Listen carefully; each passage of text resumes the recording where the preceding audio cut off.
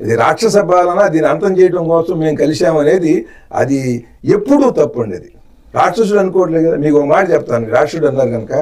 ఒక పరిపాలకు ఇప్పుడు ఉదాహరణకి జగన్మోహన్ రెడ్డి గారికి ఉదాహరణకి ఒక 30% ఓట్లు ఉన్నాయనుకుందాం. అంటే అది 56 అంటారు, వీళ్ళు 45 అంటారు, ఊరికి 30 అనుకుందాం, ఇటు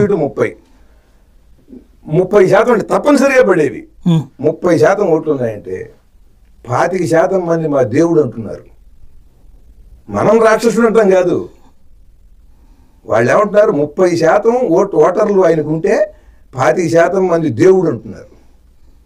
ఈయనకి 30% మందే ఉన్నాయనుకున్నాం. 30% మంది ఈయన కూడా ఉందనుకున్నాం. మన ఎక్కడ 1% కూడా తగ్గించదు, 1% కూడా దేవుడు అంటలా. చూడండి, అంటే మీరు చేసినటువంటి పథకాలతో ప్రయోజనం పొంది వాళ్ళు కృతజ్ఞతతో దేవుడు అంటున్నారు.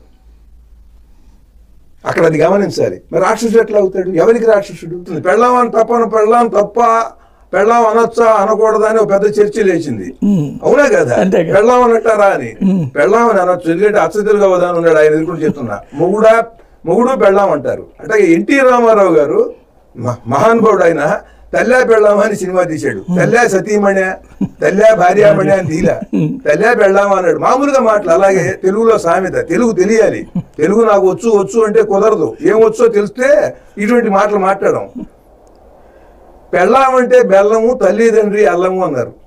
కొత్త కాపురం పెట్టిన తర్వాత అమ్మాయి వచ్చి ఇంట్లో కాస్త వేరే వెళ్ళిపోదామని ఏర్పాటు చేస్తే వాడు వేరే పెట్టుకున్న తర్వాత వాడిని చూసి అందరూ ఎగతాళిగా అన్నమాట. అవునులేరా, పెళ్ళామంటే బెల్లం, తల్లిదండ్రి అల్లము అని మేనమావలో చుట్టుపక్కల వాళ్ళు వాడిని ఎగతాళిగా అనే మాట, అది సామెత ఇది.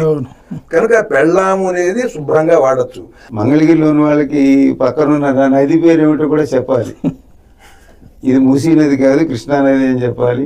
దీన్ని చక్కగా మంగళగిరి అని పలకాలి, మందలగిరి అని ఏదో అనుకోకూడదు. ఇటువంటివన్నీ చిన్న చిన్న పిల్లలకి, పెద్దవాళ్ళకి కూడా, యువతరానికి కూడా నేర్పవలసి వస్తుంది. ఒక కుర్రవాడు ఏదైనా ఒక రాయి వేసాడు పొరపాటున, అది ఒక ముఖ్యమంత్రికి తగిలినప్పుడు అది తప్పు అనేటువంటిది చెప్పాలండి. అది తగిలిందా, గీసుకుందా, ఆయన గోరుతో గిచ్చుకున్నాడా అనేటువంటి చర్చ వెంటనే లేపేస్తున్నారు. అసలు రకరకాలుగా లేపుతున్నారు. అసలు అది ఏమిటో అది రుజువు అవుతుంది. కానీ ముందు మొట్టమొదట పక్కన ఉన్నటువంటి ఆ ఒక స్థాయి నాయకులు ఏమనాలంటే, అది ఏమిటో రుజువు అయిన తర్వాత మాట్లాడుకుందాం, అది పోలీసు వాళ్ళు నిర్ధారణ చేస్తారు. కానీ అలా జరగటం తప్పు. ఎవరైనా సరే రాయి వేసినట్టయితే అది తప్పు అని ఖండించాలి. అప్పుడేమవుతుంది, ఎవడు వేయడండి, అది తప్పు అని తెలుస్తుంది సమాజానికి. లేకపోతే ఆయనే గీసుకున్నాడు, ఎవడు గీసుకుంటాడండి ఇక్కడ చెప్పండి? ఒక ముఖ్యమంత్రి స్థాయిలో ఇక్కడ గీసుకుంటాడా ఈ ఓట్లు పట్టడానికి? ఆయనే గీసుకున్నాడు, లేకపోతే ఇంకోటి ఏదో గీసుకున్నాడు, ఇవన్నీ దీనివల్ల ఏమవుతుందంటే ఒక అమానుషమైన భావజాలంతో సమాజాన్ని పాడు చేస్తున్నాం.